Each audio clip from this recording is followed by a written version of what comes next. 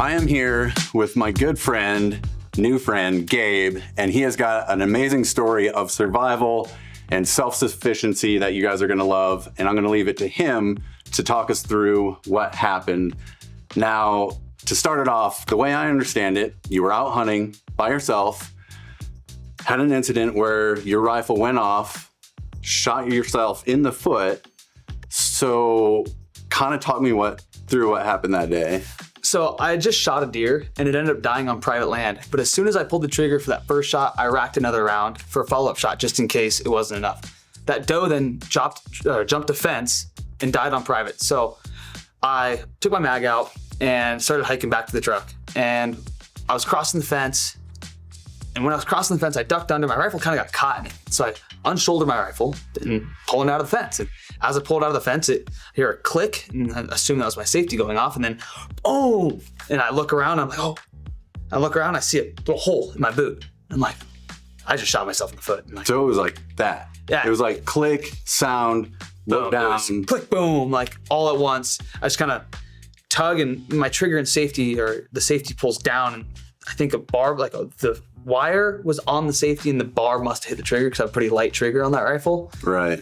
Just a freak accident.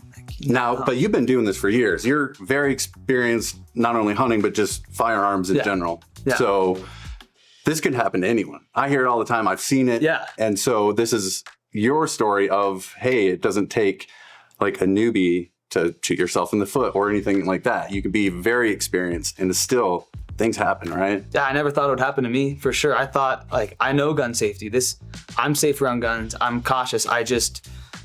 I got caught up in the moment. I got complacent and I made a mistake. Right. So, okay, so this just happened. Click, boom, hole, oh no. Were you ever like, oh no, what am I gonna do? Or were you instantly like, I have to take action. This is on me. Nobody else is here. What was your mindset like? Well, I was hunting alone, and I'm actually very thankful to my dad, who is an EMT, and he taught me how to take care of myself in those situations where I'm out there alone. I know I have a few seconds of adrenaline, so I got to my truck and I found my tourniquet and I put my tourniquet on. So you were like, all right, I got about 30 seconds till this gets real bad, and you just took off. Dead sprint to my truck. Right as I got to my truck, I felt the pain and fell face first. And that was it. Into the door of my truck. That was it. And, okay. Yeah. And so then you fell down. Did you have your phone at that time? Like, did you have service? Yep. Call? Luckily, I had service where I was, but I didn't call then. I actually grabbed my bag and grabbed my tourniquet first because I knew I had to control that bleeding, because the more blood you lose, the worse it gets. Right.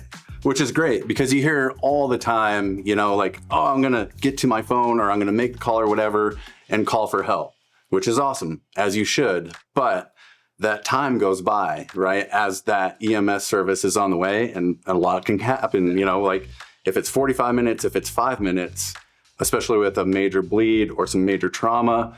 I mean, you need to take action, and that's on us to do that immediately. So, I mean, you nailed that one, bro. Thank you. Yeah, it's good to have that confidence that I know what to do in an emergency situation, and I know how to take care of myself. Yeah, absolutely. Absolutely. I've seen it so many times, not only on the military side, but the civilian side, where things can go wrong so fast. And if you don't have the training and the gear, it's a two-part thing, right? If you have one, that's not good enough, right? So if you have whatever gear it is, but don't know how to use it, you're gonna run into trouble. If you know how to use it and don't have it, same thing. So in your case, that's kind of like the best case scenario. 100%. I'm so thankful that I knew how to use a tourniquet. I knew to turn it until it hurt more than the gunshot, till that's the most painful thing in my body. And then, elevate my foot and sit tight and wait. So after all this ordeal, which I'm sure was super heavy at the time, I know we're laughing about it now, but what would you like to pass on to those that, maybe they don't have a first aid kit, maybe they think a 911 call is good enough, maybe they don't I don't need to learn how to use that, or whatever the case may be, or even just with firearms in general, like, have you kind of just, all right, here's kind of what I want everyone to know from my experience. Do you have anything like that? I think what I want everybody else to take away from this is that having a first aid kit of Neosporin and Band-Aids is basically pointless. I've seen people put Band-Aids on stuff in the woods that they've never put a Band-Aid on at home. But a Band-Aid on a bullet hole quite literally does nothing. So having something to control the worst case scenario bleeds, that's what you need. You need to understand and have the gear to prepare and handle worst case scenario, because that's really when you need a med kit. You don't really need a med kit if you just cut your finger a little bit on your broadhead. Sure. So the importance of the right gear, all the right gear. You know, if you do cut your little finger, great, you have Band-Aids. Yeah. But also, if you shoot yourself, you have the gear for that as well. Yeah, and not only the gear, but understanding how to use it, because if you're out hunting, I mean, I was waiting for 35 minutes until EMS got there. I was way out there. Like, that's 35 minutes. If I didn't know how to use that, I would have been bleeding a lot more for those long 35 minutes, and that could have caused a lot of tissue damage, and I probably wouldn't have had a full recovery. Sure, absolutely. I mean, worst case, losing a lot of blood from that area, you know, could have been your life. Or like you said, the tissue damage from all that blood loss, you either might not have a foot. If you did, you might not be walking, but you're 100%. Like, you're 100% good. Back. Like, totally good. 100%. Thank God. I'm good. They did going a good out job. hunting this year like it never happened. Hunting season 2025 is going to be great. That's awesome. I love it. I'll see you out there. See you out there, man.